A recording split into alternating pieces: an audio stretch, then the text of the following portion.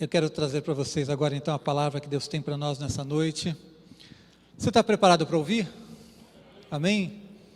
Olha, hoje eu vou pregar sobre o texto que eu mais amo na Bíblia. Você tem algum texto preferido na Bíblia? A Bíblia toda é palavra de Deus, amém? Mas tem alguns textos que a gente tem uma identificação maior, que falam de alguma maneira especial com a gente, não é? Então, eu quero ler para você Miqueias capítulo 6, versículos 1 a 8, e é o texto através do qual Deus vai falar conosco nessa noite. Miqueias capítulo 6, versículos 1 a 8 diz assim: Ouvi agora o que diz o Senhor, levanta-te, defende a tua causa perante os montes, e ouçam os outeiros a tua voz. Ouvi, montes, a controvérsia do Senhor, e vós, duráveis fundamentos da terra, porque o Senhor tem controvérsia com seu povo, e com Israel entrará em juízo. Povo meu, que te tenho feito? E com que te enfadei? Responde-me. Pois te fiz sair da terra do Egito, e da casa da servidão te remi, e enviei adiante de ti Moisés, Arão e Miriam. Povo meu, lembra-te agora do que maquinou Balaque, rei de Moabe, e do que lhe respondeu Balaão, filho de Beor, e do que aconteceu desde Sitim até Gilgal, para que conheças os atos de justiça do Senhor. Com que me apresentarei ao Senhor e me inclinarei ante o Deus excelso? Virei perante ele com holocaustos, com bezerros de um ano? Agradar-se-á o Senhor de milhares de carneiros, de 10.000 ribeiros de azeite? Darei o meu primogênito pela minha transgressão, o fruto do meu corpo pelo pecado da minha alma? Ele te declarou ao homem o que é bom, e que é o que o Senhor pede de ti, que pratiques a justiça, ames a misericórdia e andes humildemente com o teu Deus. Eu quero que você repita comigo o final desse texto, do versículo 8, que pratiques a justiça, ames a misericórdia e andes humildemente com teu Deus. Amém. Por que eu amo tanto esse texto? Especialmente esse versículo 8. Para mim, ele é a Bíblia inteira condensada. Eu ouvi certa vez uma história de que na China, no auge da repressão comunista contra os cristãos, as pessoas não tinham Bíblias. Era muito raro alguém conseguir uma Bíblia. Não tem como você tem uma Bíblia em casa, você tem uma Bíblia online, você tem uma Bíblia de estudo, não é? Eles tinham, às vezes, uma comunidade inteira conseguiu uma Bíblia, através de um contrabando. E eles tinham, então, cada um que ficar com uma página, porque não tinha Bíblia para todo mundo, e cada um ficava com uma página da Bíblia. Se eu tivesse que escolher a minha, eu escolheria essa. E eu fico impressionado especialmente de que no Velho Testamento, um texto de um profeta do Velho Testamento, consiga transmitir a mensagem, que é a mensagem central de Deus para os nossos corações, de uma maneira tão direta. Esse texto é um momento de uma controvérsia de Deus com o seu povo, Deus chamando o seu povo para juízo. Por isso o começo do texto, talvez você tenha estranhado assim, por que o pastor gosta tanto desse texto se Deus está dando uma bronca, está puxando a orelha do povo? Mas o versículo 8 é a resposta. E essa resposta de Deus para nós, que é tão importante que você tenha no seu coração hoje. Amém? Então, ele fala, a pergunta é, o que é que Deus espera de nós? O que é que Deus espera ver no seu coração, na sua vida? Nós cantamos a última música do louvor, dizia assim: eu te amo, ó Deus, com minha voz, né? E fala de consagração. Não é só a consagração através do canto, mas a consagração da vida. O que é que Deus quer da minha vida? Então, Deus tem a resposta. Ele traz uma controvérsia, Deus mostra quais são os erros que o povo tem cometido, mas Ele dá uma resposta. O que é que Deus espera de ti? Toda a Bíblia é a história do amor de Deus pelo seu povo. A Bíblia é a história do amor de Deus pela humanidade. E em toda essa história, nós vemos Deus demonstrando o seu amor de tantas e tantas maneiras, escolhendo um povo como aqui, enviando Jesus para morrer por nós, enviando discípulos para pregar o Evangelho, Deus sempre buscando, Deus demonstrando o seu amor. Mas, por outro lado, só existe um relacionamento quando há uma resposta. Qual foi a resposta que o povo de Deus deu? Na maior parte das vezes, uma resposta fraca, insuficiente, indigna, uma resposta que não honrou o amor de Deus. Verdade ou não? Você conhece um pouco da história bíblica? E eu penso na minha vida, e muitas vezes eu me pergunto isso. Deus, a resposta que eu dou ao seu amor é a resposta que eu deveria dar? Eu estou conseguindo dar a Deus a resposta que Ele merece pelo amor que Ele demonstrou por mim? É claro que todos nós vamos estar em dívida. É claro que nenhum de nós vai conseguir, de maneira perfeita, responder ao amor de Jesus, corresponder de uma maneira tão plena, tão perfeita. É verdade ou não? Mas eu preciso me fazer essa pergunta, e preciso sondar a minha vida, preciso avaliar a minha vida, e cada dia buscar mais estar cheio do Espírito, compreender a vontade de Deus, para que eu seja alguém que agrada a Deus. Porque na história bíblica, muitas pessoas agradaram a Deus. Ainda que imperfeitos, muitas pessoas receberam de Deus uma palavra de elogio. A maior parte dos reis de Israel foi infiel, mas alguns foram fiéis e foram elogiados por Deus.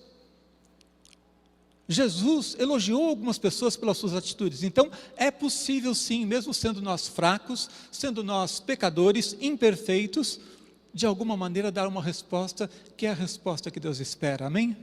É a resposta que vai agradar o coração de Deus. Então, enquanto você estiver ouvindo essa palavra, a gente vai falar sobre a mensagem de Miqueias, sobre o que aconteceu naquele tempo, mas eu quero que você saiba que é para você essa história. E que você, que recebeu o amor de Deus, e que recebe de tantas maneiras, precisa dar uma resposta a esse amor. Precisa viver de uma maneira digna, que honre o nome de Jesus. Amém? Então nós vamos ver nesse texto, respostas ao amor de Deus. E vamos ver especialmente duas maneiras. Uma resposta errada e a resposta correta que Deus espera. Em primeiro lugar, eu quero falar com vocês sobre o caminho do homem, o caminho da religiosidade, a resposta errada. A resposta errada que muitas pessoas deram ao amor de Deus foi a resposta da religiosidade.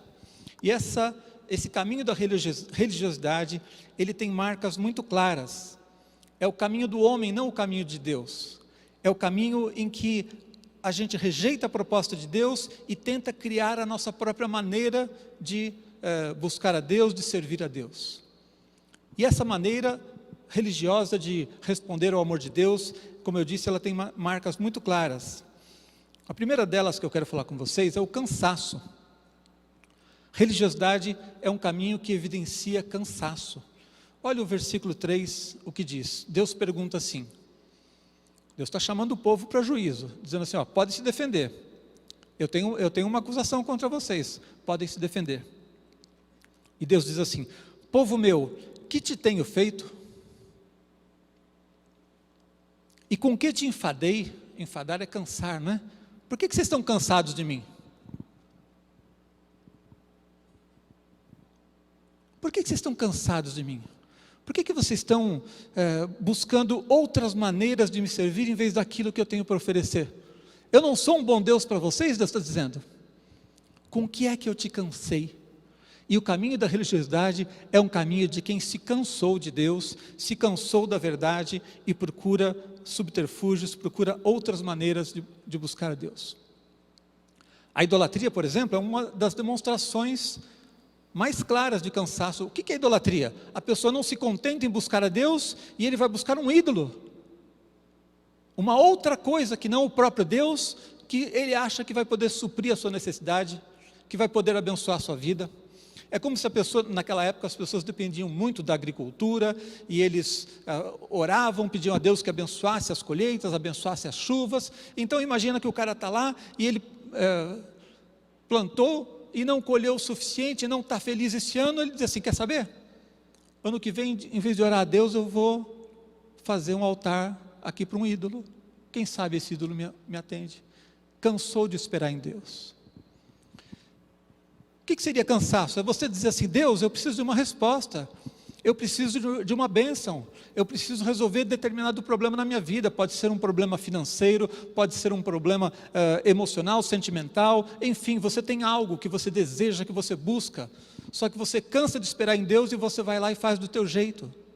Você cansou de esperar em Deus. Deus não te respondeu na hora que você quis, do jeito que você quis, você vai lá e tenta de uma outra maneira, tenta do teu próprio jeito. Eu falei sobre idolatria, o capítulo 5, versículo 13 diz: arrancarei do meio de ti as tuas imagens esculpidas e as tuas colunas, e não adorarás mais a obra das tuas mãos. O povo estava se desviando, deixando de servir a Deus para servir a ídolos. Eles queriam palavras agradáveis, profecias agradáveis. Estou falando daquele tempo, não estou aplicando aí para os nossos dias, não, estou falando daquele tempo, tá? As pessoas queriam somente coisas agradáveis, eles estavam fora da vontade de Deus, mas queriam que os profetas profetizassem bênção para eles.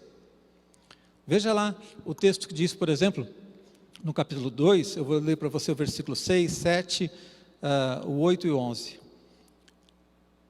Não babujeis, dizem eles, não babujeis tais coisas, porque a desgraça não cairá sobre nós. Babujar é quando você baba, quando você está comendo e você deixa cair o líquido, o alimento, você está despejando coisas de maneira descuidada. Ele está dizendo assim: para de falar bobagem, para de falar bobagem, essas coisas não vão acontecer, desgraça não vai cair sobre nós. Os profetas traziam uma mensagem dura de Deus, eles diziam: não, tais coisas anunciadas não alcançarão a casa de Jacó. Está irritado o Espírito do Senhor? São essas as suas obras? Sim, as minhas palavras fazem o bem ao que anda retamente, mas há pouco se levantou o meu povo como inimigo. Além da roupa, roubais a capa àqueles que passam seguros, sem pensar em guerra. Deus está dizendo assim: vocês estão roubando os outros, vocês estão fazendo mal para os outros, e vocês estão pensando que vocês vão receber somente bênção. Eles queriam palavras agradáveis. E aí Deus diz assim: se houver alguém que, seguindo o vento da falsidade, mentindo, diga: eu te profetizarei do vinho e da bebida forte, será esse tal o profeta desse povo. Então era um povo que fazia tudo que era errado, mas eles achavam que porque estavam ali seguindo um caminho religioso, estaria tudo bem, e que Deus não se importava com a maneira como eles viviam. Hoje, onde é que nós vemos isso? Existe idolatria aqui, gente? Pode existir. O ídolo seu pode ser o dinheiro, o ídolo seu pode ser qualquer coisa que você deseje demais e que faça você sair da vontade de Deus para conquistar aquilo. Os ídolos podem estar no nosso coração, os ídolos podem ser a nossa própria vida, nós mesmos podemos ser os ídolos que estamos colocando adiante do Senhor. Então, a demora para vencer alguma etapa da vida, a demora para receber uma vitória que a gente espera, muitas vezes vai evidenciar a nossa conduta religiosa, em que a gente está cansado de Deus e acaba buscando outras maneiras. Em vez de consagrar a tua vida a Deus, você vai lá buscar alguém que profetize alguma coisa boa para a tua vida. E sempre vai ter alguém disposto a iludir quem quer ser iludido. E Deus, quando estiver falando duro com você, ouça a palavra de Deus e responda a palavra de Deus, porque a tua resposta vai te colocar na posição de ser abençoado, amém? Mas não a ilusão. Não buscar alguém que profetize exatamente aquilo que você quer.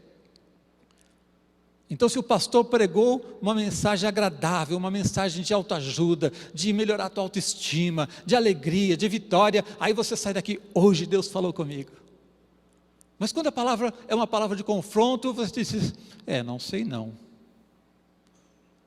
Então, religiosidade é uma maneira como as pessoas demonstram que estão cansadas de Deus. Outra marca desse caminho do homem, dessa resposta errada que não agradou a Deus, é a ingratidão. Versículo 4 mostra isso muito bem, versículo 4, versículo 5, deixa eu voltar aqui para ler para vocês. O versículo 4 diz assim: pois te fiz sair da terra do Egito e da casa da servidão te remi, e enviei adiante de ti Moisés, Arão e Miriam. Deus está dizendo assim, eu fiz tantas coisas na vida de vocês, eu já os abençoei tanto. E depois no versículo 5 ele diz, povo meu, lembra-te agora do que maquinou Balaque, rei de Moabe, e do que lhe respondeu Balaão, filho de Beor, e do que aconteceu desde Sitim até Gilgal, para que conheças os atos de justiça do Senhor. Então ele está nos dizendo aqui, que o povo não estava reconhecendo, não estava andando de uma maneira grata diante de Deus.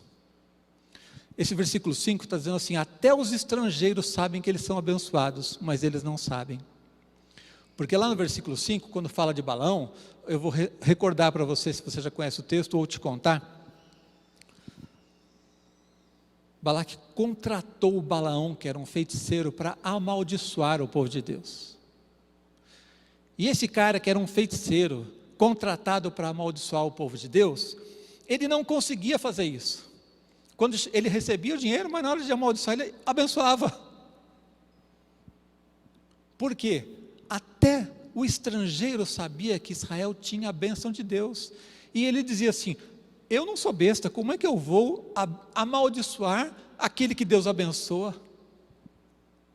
Então imagine só a loucura, a falta de entendimento, a resposta absurda que era essa ingratidão. O povo era tão abençoado por Deus, que os estrangeiros reconheciam que eles eram abençoados, mas eles mesmos não eram gratos a Deus por essa bênção. Você é muito abençoado por Deus, amém? Posso ouvir um amém? Eu sei que vocês estão mais quietinhos, a palavra é um pouco mais de reflexão, de confronto, mas você é abençoado, amém? E se você não for grato? Imagine só que tristeza, que miséria, se os outros lá fora estão vendo a sua vida e dizendo, olha, até que aquele cara ali é um abençoado por Deus. E você, em vez de estar glorificando a Deus, está reclamando, está murmurando. Então, ingratidão é uma maneira como que não pode existir na nossa vida como resposta ao amor de Deus. A nossa resposta ao amor de Deus não pode ser ingratidão, gente. Não pode ser murmuração, a gente reclama demais. Você já reclamou de alguma coisa hoje? E você já agradeceu a Deus por alguma coisa hoje? Todos os dias você acorda salvo, lavado, remido pelo sangue de Jesus. Todos os dias o diabo quer te destruir e não pode. Sabe, eu estou me lembrando agora de um caso que eu ouvi há muito tempo aqui na igreja, uma missionária que tinha sido uma ex-bruxa, feiticeira, e quando ela estava lá no caminho errado, no caminho do mal, ela era discípula de um determinado bruxo, e eles foram ao cemitério para fazer os seus trabalhos de bruxaria. E quando chegou num certo lugar, o mestre dela disse assim, não, nesse túmulo você não pode tocar. Ela disse, por quê? Não, isso aí pertence ao... E ela, que não era boba, disse assim, ah é? Quer dizer que lá é melhor do que aqui? Tem mais poder lá do que aqui? E ela se converteu porque ela recebeu essa palavra. O bruxo, que era o mestre dela, disse assim, olha, no túmulo desse aqui você não pode tocar, porque ele é cristão, porque ele é um servo de Deus. Amém? E ela disse, então quero ser também. E ela foi buscar a Deus.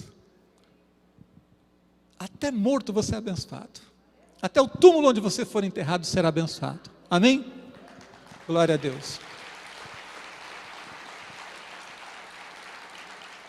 Louve a Deus todos os dias. Eu sei que vocês passam por luta, eu também passo. Quem aqui está cansado, para não usar uma expressão chula, eu vou dizer cansado. Quem está aqui cansado dessa pandemia, dessa quarentena? Levanta a mão aí. Essas coisas estressam a gente. Elas podem te desanimar. Sabe, tem gente que está passando por depressão. Tudo bem que aconteçam problemas. Tudo bem que existam lutas. Mas não deixe que nada tire do seu coração e da sua boca a sua atitude de gratidão a Deus. Louve a Deus todos os dias, porque você está enfrentando tudo isso e está vivo e está aqui hoje. Amém? Dê sempre glória a Deus por tudo que Ele tem feito na tua vida. Glorifique a Deus até nos momentos de luta, porque Deus não deixa de ser Deus quando você passa por luta. Deus está ainda sendo o teu Deus, Ele ainda te ama e Ele está trabalhando na tua vida. Ele usa as situações difíceis para te fortalecer, para fazer com que daqui a pouco você possa ser levantado. Então nunca deixe de ter uma atitude de gratidão a Deus, amém? Então, a ingratidão, o cansaço, e agora eu quero falar com vocês sobre o ritualismo. Versículo 6, versículo 7, mostra como eles queriam, deram uma resposta errada até quando tentaram acertar. Deus disse para eles assim: olha, vocês precisam, se apresentem diante de mim, me digam aí, o que é que vocês respondem ao meu amor? Deus disse para eles: por que vocês estão cansados? E então eles ensaiaram uma resposta, e lá no versículo 6 e 7, coloca para mim,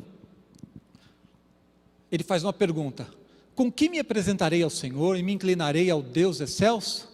Virei perante Ele com holocaustos, com bezerros de um ano, é isso que Deus quer? Minhas ofertas? O melhor das minhas ofertas? Versículo 7, agradar-se ao Senhor de milhares de carneiros, de 10.000 ribeiros de azeite? Então eu tenho que ser muito fiel nos rituais todos aqui nas minhas ofertas? Darei o meu primogênito pela minha transgressão? Será que Deus quer que eu entregue meu filho? O fruto do meu corpo pelo pecado da minha alma?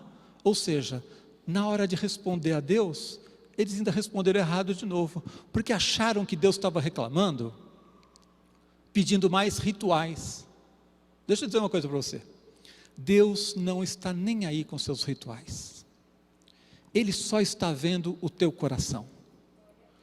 Você pode ser o cantor mais desafinado do mundo, você pode não ter expressão corporal nenhuma para dançar, para louvar, você pode ser a pessoa mais desengonçada, talvez você seja até pior do que eu,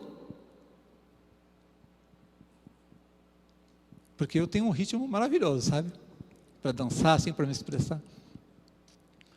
Deus não está nem um pouco preocupado com isso. Deus não está fazendo conta de como você faz todas as coisas, observando teus rituais, quantos domingos você veio na igreja. Você pode vir todo domingo na igreja, você pode dar o teu dízimo, você pode dar a tua oferta, e ainda assim não agradar o coração de Deus, porque Deus não está olhando a expressão externa ritual. Não que o estar no culto não seja importante, claro. Não que Deus não se importe com a maneira como você oferta, claro que se importa. O que eu estou dizendo é que Deus, acima de tudo, Ele quer o teu coração. E se o teu coração te move a estar presente no culto, aí vai agradar a Deus. E se o teu coração de adorador te move a ofertar e a dizimar, aí vai agradar a Deus. Mas simplesmente dar uma resposta de praticar rituais, de maneira legalista, certinho, não é o suficiente, não é a resposta que Deus espera. Amém? Então, hoje há ritualismo tradicional, ritualismo pentecostal, mas é tudo ritualismo. É claro que a gente tem nossas maneiras, a gente cria tradições, costumes, hábitos, não é? Jeitos de fazer o louvor, mas Deus não está olhando para o aspecto exterior disso. Ele quer saber como é que está o teu coração. E agora eu quero entrar então na parte mais bonita e abençoada dessa palavra. Nós vimos a resposta errada que as pessoas deram ao amor de Deus. Mas qual é a resposta certa que você deve dar ao amor de Deus? E aqui então nós vamos falar sobre o que aparece lá no versículo 8. Pode colocar para mim, por favor, o versículo 8, para a gente ler novamente. Ele te declarou, homem, o que é bom e que é o que o Senhor pede de ti. O que é que Deus quer de nós? Ele declarou, se você não sabe é porque não leu ainda. Ele declarou, está escrito, que é o que o Senhor pede de ti, que pratiques a justiça, ames a misericórdia e andes humildemente com teu Deus. E agora nós vamos então falar sobre cada uma dessas das partes desse texto, para que você entenda de maneira clara. O que é que Deus quer de você? Como é que é responder ao amor de Deus de maneira adequada? Como é que é a vida que Deus quer derramar sobre cada um de nós? Em primeiro lugar, Ele diz que pratiques a justiça. Converter-se a Deus significa deixar os erros do passado e voltar-se para uma nova vida. Significa desaprender os pecados que nós recebemos por tradição da nossa família, ou que aprendemos na nossa história, e voltar-nos para Deus e aprender a viver o que agrada o coração de Deus. Deus está interessado em que você pratique a justiça, que você tenha um comportamento reto. Se você olhar os livros, os sermões antigos, eles falavam muito sobre isso, muito mais do que os atuais. Os livros e as pregações dos nossos dias falam muito sobre vitória, sobre trazer ânimo para as pessoas, falam sobre você ser vitorioso, sobre como você se dar bem na vida, sobre como ser bem sucedido, e falam um pouco sobre mudança de caráter. E por isso tem gente que vem para a igreja e passa 1, 2, 3 anos e continua com o mesmo caráter pecador, enganoso, mentiroso que tinha antes de se converter. Quando você vem para Jesus, Ele quer transformar o teu caráter. Ele quer trazer coisas novas para a tua vida, coisas que você não aprendeu antes, mas você vai aprender na tua comunhão com Deus. E é muito mais do que simplesmente obedecer regras. É muito mais do que simplesmente ser uma pessoa moralista, legalista. É muito mais do que simplesmente dizer eu sou um conservador. Tem que ser muito mais do que isso. Sabe por quê? Jesus disse que tem que ser muito mais. Jesus disse que se a nossa justiça não exceder a dos fariseus, nós não podemos entrar no reino de Deus. Então o que Deus quer ver na nossa vida é uma vida que expresse o caráter de Jesus, amém? Quando ele fala aqui sobre praticar a justiça, não é simplesmente você se tornar uma pessoa legalista, cobrando comportamentos corretos dos outros, é você ser alguém que busca Deus, e quanto mais você é cheio do amor de Deus, quanto mais você entende a mente de Jesus, os princípios que nortearam a maneira como Jesus andava entre nós aqui, quanto mais você é parecido com Jesus, mais as pessoas vão querer ouvir falar sobre o seu Deus lá fora. Amém? Então, praticar a justiça é fazer o bem, é amar as pessoas. Não é só, eu não roubo, eu não fumo, eu não faço isso, eu não faço aquilo. Praticar a justiça significa que no teu coração você abomina o mal. E você ama as coisas que engrandecem o nome de Jesus. Amém? Então, nós precisamos deixar as coisas ruins e crer que somente quando permitimos que Deus transforme o nosso caráter, nós podemos experimentar plenamente a bênção de Deus. Lá no capítulo 3, versículo 11, nós vemos que o povo praticava o mal e pensava que Deus ia abençoá-los assim mesmo. Olha o capítulo 3, versículo 11, o que diz: os seus cabeças dão sentenças por suborno, os seus sacerdotes ensinam por interesse, e os seus profetas adivinham por dinheiro. Parece os nossos dias? Parece que em vez de ler um profeta que escreveu há mais de 2000 anos atrás, eu estou lendo a manchete dos nossos dias? Sim ou não? Vou repetir, os seus cabeças dão sentenças por suborno, os seus sacerdotes ensinam por interesse, os seus profetas adivinham por dinheiro, e ainda se encostam ao Senhor, dizendo: não está o Senhor no meio de nós? Nenhum mal nos sobrevirá. Eles eram tão cínicos, eles seguiram tanto nesse caminho de desvio, nesse caminho em que eles rejeitaram o conhecimento verdadeiro de Deus, que eles estavam cínicos. Eles achavam que podiam fazer tudo errado e Deus ainda ia abençoá-los. E hoje nós vemos exatamente isso. Vemos muitas pessoas fazendo negócios errados, mentindo, roubando e dizendo: não, mas Deus vai me abençoar. Ao ponto de que, alguns anos atrás, uma pessoa ligou aqui na igreja e me disse assim: pastor, queria que o senhor orasse por mim. Eu falei: pois não, qual o seu problema? É que eu estava vivendo com uma pessoa e ele prometeu que ia casar comigo, ia deixar a esposa para ficar comigo, mas ele desistiu, resolveu ficar com a esposa. Eu quero que o senhor ore por mim, para que ele fique comigo. Então a pessoa estava provocando a separação de um casal e queria que eu orasse para Deus abençoar isso. Queria que eu dissesse: Senhor, abençoa, faz ele largar a esposa. A pessoa teve a cara de pau, o cinismo de ligar para uma igreja para pedir para o pastor orar por isso. Nos nossos dias, as pessoas estão roubando, enganando, mentindo e achando, traz o pastor aqui para fazer uma oração na minha empresa, que aí vai dar tudo certo. O pastor vai abençoar e vai dar tudo certo. Outro dia uma pessoa trouxe uns documentos e falou assim: pastor, eu estou abrindo um novo negócio, uma nova empresa, eu queria que o senhor orasse aqui. Eu falei: eu não. Como assim? Me diga o que é esse negócio aí. Você acha que eu vou carimbar alguma coisa assim sem saber o que eu estou fazendo? Eu posso orar pela sua empresa? Você está fazendo um negócio reto, justo? E aí ele começou a me contar as coisas e eu, em um minuto, percebi que tinha coisas erradas. Felizmente ele teve a humildade de reconhecer e dizer assim: pastor, muito obrigado, eu vou desfazer esse negócio aqui. Mas às vezes as pessoas estão agindo como esses homens, que pensavam que podiam andar fora da vontade de Deus e ter a bênção de Deus, gente. Deus quer, em primeiro lugar, que você pratique a justiça. Aprove as coisas excelentes, a Bíblia diz. Aprove as coisas excelentes. Rejeite aquilo que não tem excelência. Pergunte para Deus onde é na sua vida que você precisa estabelecer princípios eternos, princípios que são do coração de Deus, e retirar coisas que são desse mundo. Coisas que você aprendeu no passado, mas que não encaixam mais hoje. Primeira coisa que Deus quer na tua resposta ao amor de Deus é que você pratique a justiça.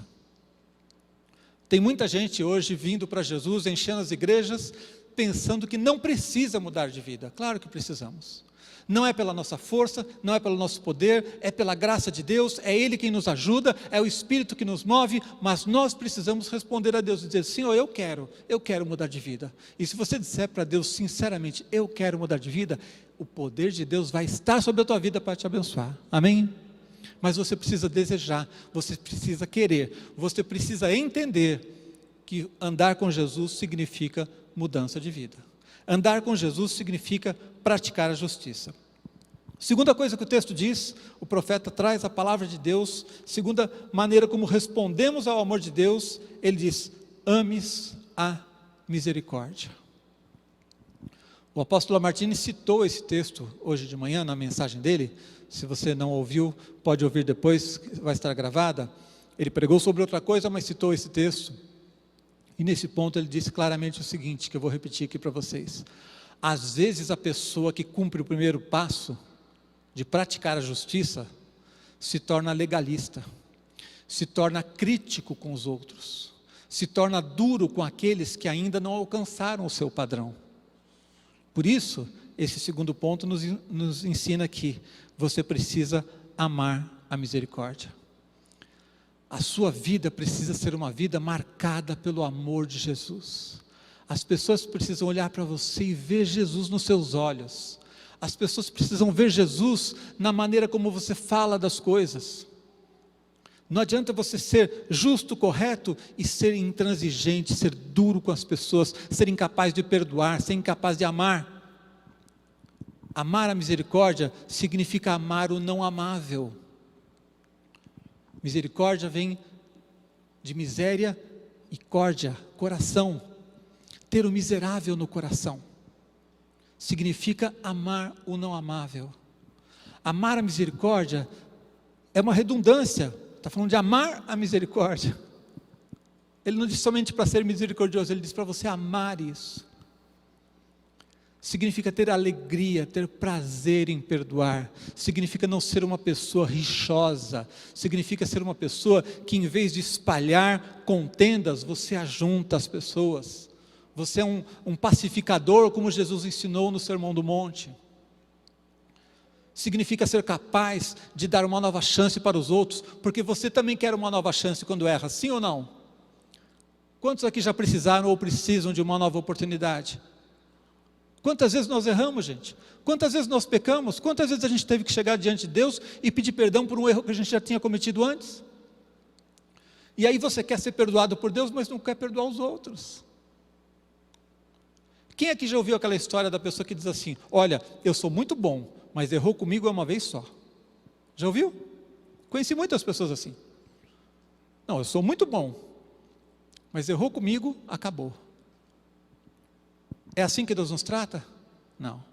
É assim que eu devo tratar os outros? Não. Então você precisa ser alguém que transpira, transborda o amor de Jesus. Eu citei a questão de você muitas vezes ser moralista, ser legalista, dizer eu sou um conservador e achar que isso basta, porque Jesus disse para os fariseus, isso não basta. E o maior confronto de Jesus, você vê Jesus o tempo todo pregando amor, pregando paz, cuidando das pessoas, acolhendo as pessoas. Com quem ele foi duro? Com quem Jesus trouxe palavras duras, palavras de confronto, palavras que no coração deles talvez tenha sido ofensiva, quando ele disse sepulcros caiados? Foi contra aqueles que não tinham amor, não tinham misericórdia, e achavam que o caminho do legalismo, o caminho de se achar mais justo do que os outros, era suficiente. Deus quer que você seja reto? Amém. Os princípios eternos de Deus devem ser buscados e preservados? Amém. Mas eles estão no Evangelho, e o mesmo Evangelho ensina a amar a misericórdia, amém? Ensina que você tem que ter um coração capaz de se compadecer. Hoje as pessoas buscam estar perto daqueles que podem lhes dar algo. Os livros de autoajuda, os livros que ensinam as pessoas a enriquecer, ensinam a importância dos contatos, a importância de você estar perto de pessoas que podem te dar algo. E do ponto de vista material isso pode ser verdade, mas você só se aproxima de quem pode te dar algo? Mais uma vez, que vidinha desgraçada, que vidinha miserável. Isso expressa o amor de Jesus? Jesus andava com pessoas que não podiam devolver nada para ele. Ele curava os leprosos, inclusive os 9 que não voltaram nem para agradecer. Você precisa amar os não amáveis. E talvez você não esteja amando direito nem os amáveis. Os que estão no mesmo nível que você, talvez nem os da sua família você está conseguindo amar. E a Bíblia nos ensina a exceder em muito a justiça dos fariseus. Nos ensina que a nossa vida tem que ser marcada pelo amor de Deus. Você precisa amar a tua esposa, teu marido, teus filhos. Você precisa amar o estranho que cruza o teu caminho. Sabe, o fariseu, a maior marca dele, o que deixa claro o comportamento de um fariseu, é a incapacidade de amar quem é diferente. Então muitas pessoas nos nossos dias são assim, eles prezam pela justiça, pelos princípios corretos, mas eles são incapazes de amar quem seja diferente deles. São incapazes de amar, por exemplo, o morador de rua. Eu não tenho nada a ver com essa pessoa, ele está nesse caminho porque ele quis, o salário do pecado é a morte, problema dele. É assim que o fariseu diz. Mas você precisa ser capaz de amar o não amável. E eu digo para você, às vezes a gente não está amando direito nem os amáveis, nem os que estão perto, nem os da família. Talvez você não esteja amando direito nem os seus irmãos aqui, por causa de qualquer probleminha. Quanta gente já saiu de igreja por causa de picuinha? Dá vergonha de relatar para vocês aqui casos de gente que porque no ministério estava trabalhando com o irmão olhou feio, o irmão deu uma resposta errada, não me tratou bem, não sei o quê, eu vou embora, eu vou para outra igreja onde eu seja amado. Quanta gente desprezou a comunhão onde estava inserido, o lugar onde servia a Deus, por causa de uma bobagem, por causa de uma palavra errada que alguém deu, por um líder que não soube elogiá-lo, enfim, por bobagem. As pessoas não conseguem amar os irmãos, gente. Se o nosso coração estiver cheio de crítica, ressentimento, se a nossa boca está pronta para falar mal dos outros, para julgar, para criticar, isso não é o caráter de Jesus em você. Isso é a carne. Isso é falta de santificação, falta de presença de Deus. Então, Deus deu uma resposta para o povo: olha, eu não estou querendo que vocês façam aqui sacrifícios aos milhares. Eu não estou querendo nada disso. Eu não estou querendo uma resposta religiosa. Eu quero que vocês pratiquem a justiça. Eu quero que vocês amem a misericórdia. Amém? E a última recomendação de Deus, a última coisa que Deus disse para eles que queria que eles estivessem na vida, Deus diz assim: andes humildemente com o teu Deus. Seja humilde diante de Deus. Gente, esse é um dos princípios mais claros da palavra de Deus. Você não gosta de gente arrogante, sim ou não? Tem alguém aqui que gosta de gente arrogante? Tem alguém aqui que tem prazer em se relacionar com uma pessoa soberba, altiva? Alguém aqui gosta de ser desprezado por alguém arrogante que se acha melhor do que você? Sim ou não? Não tem ninguém. Se nem você gosta, nem você que é pecador gosta disso, como é que você acha que Deus, que é santo, vai se relacionar, vai ter intimidade, vai se revelar, vai abençoar a vida de alguém que não é marcado pela humildade? Tiago nos diz isso claramente. Tiago 4,6 diz que Deus resiste ao soberbo, mas dá graça ao humilde. Deus resiste ao soberbo, olha lá, antes ele dá maior graça pelo que diz, Deus resiste ao soberbo, mas dá graça aos humildes. Sabe o que é resistir? A melhor ilustração que eu vi, certa vez num comentário, ele dizia que era como aquela tropa de choque, quando bota aquele escudo, tamanho inteiro assim, cobre o corpo todo, e eles se preparam e ficam em grupo ali, travados. Resiste, pode vir. Imagina se for Deus fazendo isso com você. Para onde você vai? Porque se alguém for um problema na sua vida, você pede que Deus seja o seu juiz, amém?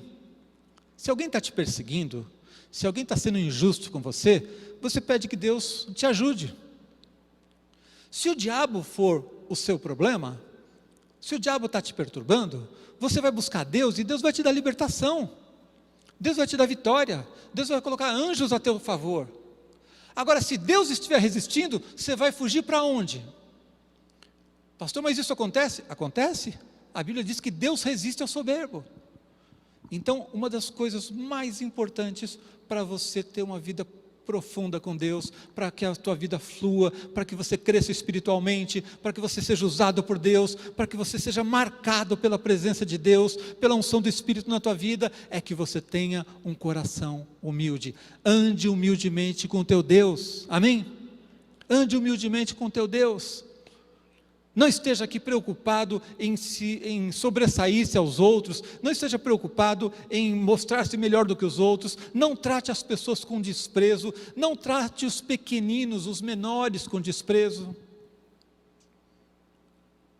Não fique bajulando aqueles que podem fazer algo por você. Seja honesto, justo com todo mundo, seja misericordioso com todo mundo, ande humildemente com teu Deus. As pessoas são soberbas até na hora que se relacionam com Deus. Elas acham que Deus é obrigado a satisfazer todos os desejos do seu coração. Deus vai satisfazer os desejos do seu coração quando você colocá-lo em primeiro lugar na tua vida, quando você amá-lo de todo o coração, quando os seus pedidos, os seus desejos forem purificados pelo Espírito, e você está desejando o que é bom, e Deus diz assim, que bom que Ele quer isso, eu vou abençoá-lo. Mas se você andar longe de Deus, se você for uma pessoa carnal e estiver pedindo que Deus abençoe a sua vida e Ele não puder abençoar, não adianta reclamar, você tem que andar humildemente com teu Deus. Pensa um pouquinho na tua vida. Será que existe alguma área, alguma maneira em que nós deixamos a simplicidade, deixamos o amor e começamos a andar de uma maneira arrogante? Será que a gente está vindo na igreja só para manipular a Deus? Será que o nosso culto, a maneira como a gente serve a Deus, é apenas uma troca, uma barganha, e a gente pensa assim, bom, eu não sou igual a essa gente toda que está aí no mundo, no pecado, eu estou vindo aqui, eu estou dando meu dízimo, Deus tem que fazer algo por mim. Isso é arrogância. Há algum tempo, uma pessoa que eu não conhecia, não reconheci, me chamou num canto na hora que acabou o culto e me disse assim, pastor, eu estou aqui há 6 meses nessa igreja, eu cheguei aqui e estava desempregado, e eu estou desempregado até hoje, eu vou procurar outra igreja. E eu segurei, mordi a língua para não dizer para ele, já vai tarde. Essa arrogância dele não era contra mim, não era contra a igreja, era contra Deus. Ele está dizendo assim, eu estou aqui há 6 meses, Deus não me abençoou, vou procurar outro jeito. Eu segurei a língua, não respondi mal criado para ele, e dei a ele um conselho. Eu disse: olha, se você continuar com esse coração, você vai encontrar lá fora um monte de gente com promessas falsas para manipular a tua vida. Vai ter um monte de gente prometendo bênção para você, para te iludir. Mas se você ama Deus, fique firme, porque Deus vai te abençoar. E na hora certa a bênção de Deus virá sobre a sua vida. Mas as pessoas são arrogantes, são altivas, mesmo na maneira como falam com Deus hoje em dia. Seja humilde diante de Deus. Você está passando por uma prova? Está passando por uma luta?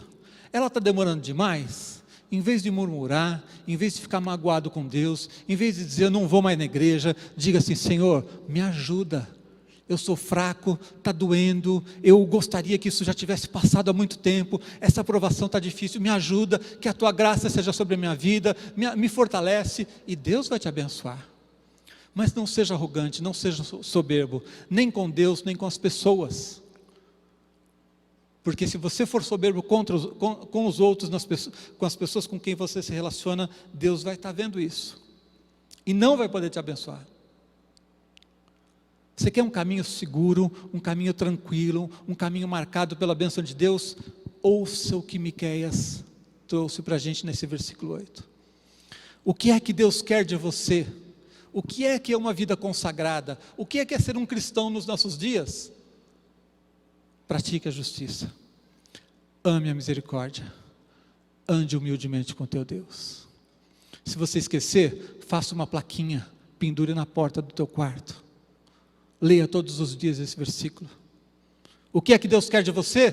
Que você pratique a justiça, ame a misericórdia, ande humildemente com teu Deus. Amém?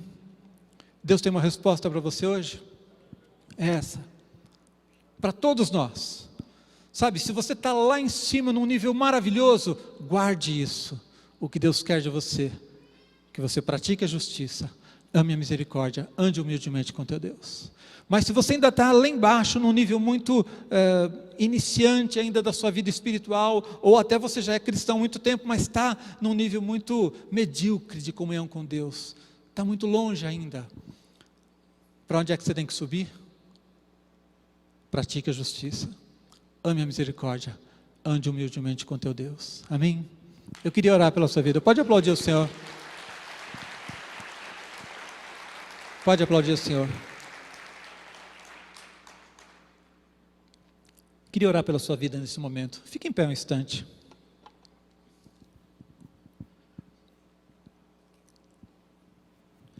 Você pode olhar para esse texto de uma maneira negativa e dizer assim: puxa, que paulada que Deus deu. Puxa, como Deus é rígido. Deus está trazendo o seu povo para um julgamento. Ou você pode ser um pouco mais sábio e dizer assim: glória a Deus. Como Deus é bom, Ele não deixa eu me afastar dEle. Eu sou um miserável, pecador, tenho uma vida cristã medíocre, e Deus está dizendo assim: vem aqui, eu quero você mais em cima, tem um outro patamar, tem um outro nível para você subir. Deus está me puxando para o alto, em vez de me deixar nessa mediocridade. Você pode olhar para essa palavra e dizer: Deus, muito obrigado, porque o Senhor está me dando um alvo, uma meta, um rumo. Eu sei o que o Senhor quer de mim. O Senhor quer que eu pratique a justiça, que eu ame a misericórdia, que eu ande humildemente com o Senhor. E quando eu estiver vivendo isso, quanto mais eu estiver vivendo isso, mais perto de Ti eu estou, mais eu vou ver a Tua presença na minha vida, mais eu vou ver a Tua bênção sobre a minha vida. Então hoje é uma oportunidade que Deus nos dá a todos nós aqui, de um conserto, de uma renovação, de uma entrega, talvez de meia volta. Sim, 180 graus. Sair do caminho que você estava seguindo, porque algumas pessoas aqui estavam num caminho de afastamento. Algumas pessoas aqui estavam num caminho que, em vez de crescimento, estavam voltando atrás. Algumas pessoas aqui sabem que já estiveram melhor há 1 ou 2 anos atrás do que estão agora. E se você estava num caminho de distanciamento de Deus, hoje Deus está te dando uma oportunidade de voltar. Sair, deixar de dar os passos na direção do caminho de perdição que você estava indo e voltar para um caminho de bênção, de crescimento, de graça de Deus. Hoje a gente tem uma oportunidade de restauração, de consagração, de entrega. E a gente pode dizer sim para Deus. Deus chamou o seu povo para um julgamento, não para condená-los. Foi mais para discutir a relação, vamos dizer assim. Para mostrar onde é que as coisas estão erradas, para que pudesse ser oferecida uma oportunidade de conserto.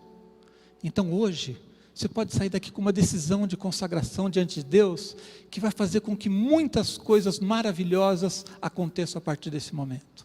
Amém? Feche seus olhos um instante. Eu quero fazer um convite para você.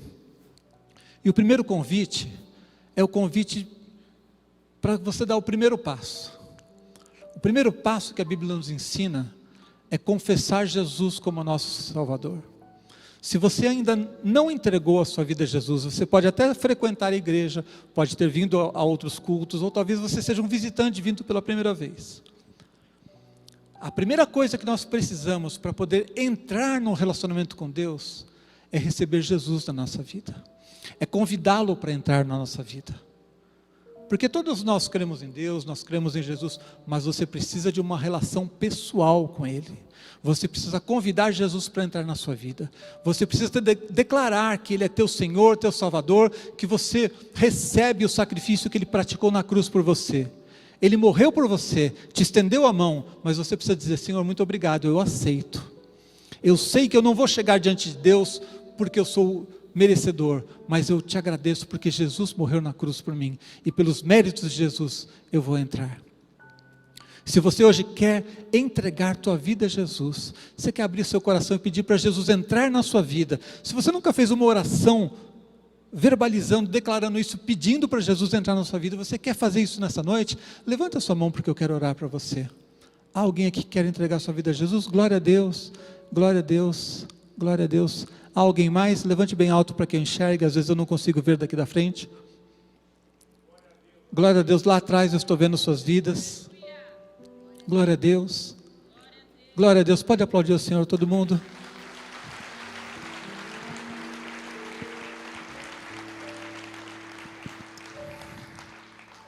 Você que fez esse gesto, esse ato, levantou sua mão, ore agora comigo. Diga assim: Senhor Jesus, eu creio no teu amor pela minha vida. Eu creio que o Senhor morreu na cruz e foi por me amar. Eu creio que tu és o Filho de Deus e que por causa da tua morte na cruz, porque o Senhor pagou o preço dos meus pecados, hoje eu sou completamente limpo, lavado de todos os meus pecados. Eu te agradeço e peço que o Senhor entre na minha vida, que o Senhor mude o meu coração, que o Senhor me cele com o teu Espírito e que nunca mais eu volte para os caminhos antigos. Que de hoje em diante eu receba uma nova vida com Jesus. Eu declaro: Jesus Cristo é o meu Senhor. Amém. Amém. Glória a Deus. Quero dizer para você que fez essa oração, ela é simples, mas Deus olha para essa simplicidade e diz assim: eu vou te abençoar. Ela é simples, mas ela é muito poderosa, porque através dela você convidou, você invocou o nome de Jesus, você convidou Jesus para entrar na tua vida, e Ele entrou de verdade, amém? Porque Ele prometeu que faria isso. Eu queria orar para você também que está aqui, que já é um servo de Deus. Se você é mesmo um servo de Deus, eu tenho certeza de que você já fez essa pergunta no seu coração. Você já se questionou algumas vezes: será que eu estou vivendo uma vida que agrada a Deus? Será que a minha resposta ao amor de Deus está sendo aquilo que Deus espera de mim? Será que eu não sou só mais um religioso como tanta gente nesse mundo? Será que o meu coração não está se encantando com as coisas desse mundo e eu estou deixando de amar a Deus como eu deveria? Se você já se fez essas perguntas, que bom. Demonstra que você está interessado em ter uma comunhão viva com Deus. E Deus hoje te trouxe uma resposta. E essa resposta vai ser aplicada de uma maneira pessoal com cada um de nós. Para cada um de nós, praticar a justiça vai significar uma coisa. Para cada um de nós, amar a misericórdia vai se transformar em um ato da nossa vida diária, diferente. Mas eu quero que você abra o seu coração e deixe o Espírito de Deus falar com você agora. O pecado às vezes endurece o nosso coração. O pecado faz com que a gente fique quase que imune ao que o Espírito de Deus quer fazer. Mas graças a Deus que é quase. Se você disser, Senhor, eu quero quebrar isso hoje, no nome de Jesus. Eu quero ser cheio do Teu Espírito. Deus vai transformar a tua vida nessa noite. Amém? Obrigado, Jesus, pela Tua presença no nosso meio. Obrigado pela obra que o Senhor está fazendo em nossas vidas. Desde o dia em que o Senhor nos chamou, ó Deus. Obrigado pela obra que o Senhor está fazendo. De uma conversão diária, de santificação. Mesmo quando nos afastamos, o Senhor está nos trazendo de volta para a Tua presença, Deus. Obrigado pelo Teu amor. Nós muitas vezes nos cansamos de Ti por causa do nosso pecado, mas o Senhor nunca se cansou de nós. Obrigado pelo Teu amor, pela Tua persistência em nos chamar para Ti, em nos dar oportunidades de restauração, de santificação, de consagração, ó Deus. Obrigado por tudo que o Senhor falou com cada vida nessa noite, Pai. Agora, ao sairmos daqui, leva-nos debaixo da Tua graça, do Teu amor, que a presença do Teu Espírito em nossas vidas seja constante, ó Deus, e o Senhor fale conosco a cada dia, nos conduzindo em vitória, em triunfo, no nome de Jesus. Amém. Glória a Deus.